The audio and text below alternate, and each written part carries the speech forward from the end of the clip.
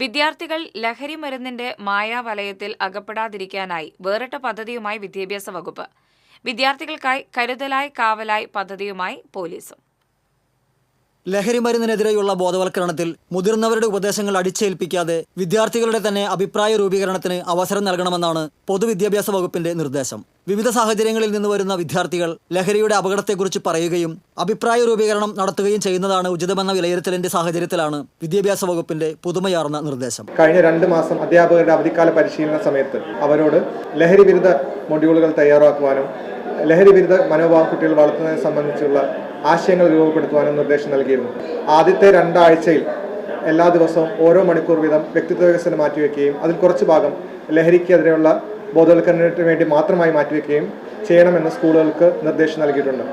ആ പ്രവർത്തനങ്ങളെ ഏകോപിപ്പിക്കുവാനായിട്ട് അതിൽ സഹായിക്കാനായിട്ട് തെളിവാനം വരയ്ക്കുന്നവർ എന്ന പേരിൽ ഒരു മൊഡ്യൂൾ തന്നെ വിദ്യാഭ്യാസ വകുപ്പ് തയ്യാറാക്കി വിദ്യാലയങ്ങളിലേക്ക് നൽകിയിട്ടുള്ളതാണ്.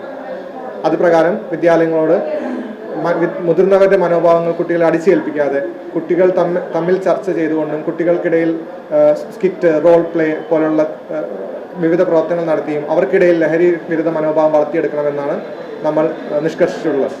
ഈ മാസം 13 വരെ വിദ്യാർത്ഥികളുമായി ലഹരി മരുന്ന് വിഷയങ്ങൾ ചർച്ചാവിധേയമാക്കും. തുടർന്നുള്ള ദിവസങ്ങളിൽ സ്കൂൾ റിസോഴ്സ് ഗ്രൂപ്പിന്റെ നേതൃത്വത്തിൽ കുട്ടികളുടെ കാഴ്ചപ്പാട് ഉൾക്കൊണ്ട് ബോധവൽക്കരണം നൽകും. ലഹരി മരുന്നിനെതിരായി വിദ്യാർത്ഥികളുടെ നാടകം, സംവാദം, സെമിനാർ, മറ്റ് കലാപരിപാടികൾ തുടങ്ങിയവയും ഈ ദിവസങ്ങളിൽ അരങ്ങേറും. ലഹരിമരുന്നുമായി ബന്ധപ്പെട്ട കാര്യങ്ങൾ പരാതിപ്പെട്ടിയിലൂടെ രഹസ്യമായി അറിയിക്കാനും അത് പോലീസ് ഉദ്യോഗസ്ഥനടങ്ങുന്ന സമിതി പരിശോധിച്ച് നടപടികൾ സ്വീകരിക്കാനും വിദ്യാലയങ്ങളിൽ സംവിധാനം ഒരുക്കിയിട്ടുണ്ട്. കുട്ടികളിൽ നിന്ന് തന്നെ ലഹരി വിരുദ്ധ വിവരങ്ങൾ ലഭിക്കുവാനായിട്ട് അവർക്കിടയിലുള്ള വിവരങ്ങൾ നമുക്ക് ലഭിക്കുവാനായിട്ട് നശാമുക്ത ഭാരത് അഭിയാന്റെ അടിസ്ഥാനത്തിൽ സ്കൂളുകളിൽ ഡ്രോപ്പ് ബോക്സ് സ്ഥാപിക്കുകയും കുട്ടികൾക്കിടയിൽ വിവരങ്ങൾ നൽകുവാനായിട്ട് നമ്മൾ പ്രചോദിപ്പിക്കുകയും ചെയ്യാനുള്ള പ്രവർത്തനങ്ങൾ നടത്തി വരുന്നുണ്ട്. അതേസമയം വിദ്യാർത്ഥികളിൽ ലഹരിമരുന്ന് വിരുദ്ധ അവബോധം വളർത്താനായി 1 വർഷം നീണ്ടു നിൽക്കുന്ന കരുതലായി കാവലായി പദ്ധതിയാണ് റൂറൽ പോലീസ് ഒരുക്കിയിരിക്കുന്നത്.